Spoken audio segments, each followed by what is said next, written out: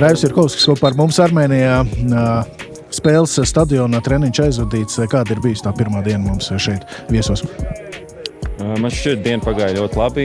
Šodien pa dienu atlidojām. Lidojums bija nepilns 4 stundas, tā kā sanāca arī pēc tam vēl viesnīcā nedaudz atpūsties. Stadions tāds mazs, mājīgs. Būtu patīkamāk, varbūt, ja tribīnes būtu visapkārt laukumam, bet tāpat, man liekas, galvenais, ka ļoti kvalitatīvs zālēs.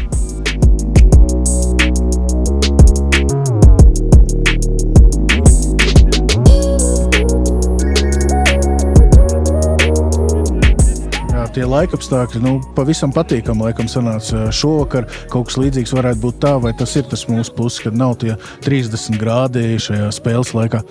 Jā, noteikti. Tad, kad atlidojām, bija tie 30 grādi un bija ļoti sutīgs ārā, bet tagad vakarā nolīja lietus, palika ap 20 grādiem, bija ļoti patīkami. Līdzīgi kā Latvijā.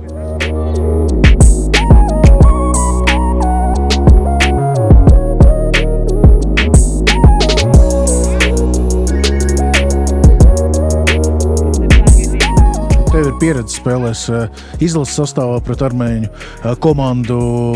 Kāds ir tas futbols, ko armēņu spēlētāji spēlē? Skaidrs, ka te daudz arī leģionāri ir, bet kopumā, ko mēs varam sagaidīt no viņiem? Kas jāņem vērā?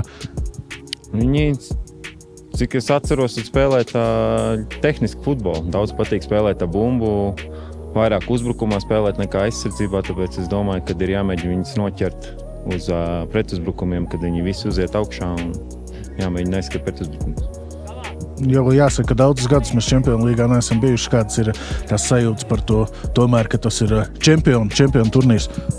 Ja godīgi, man sajūtas ļoti pozitīvs, jo šī būs man pirmā reize Čempionu līgas kvalifikācijā, tāpēc ļoti pozitīvas emocijas.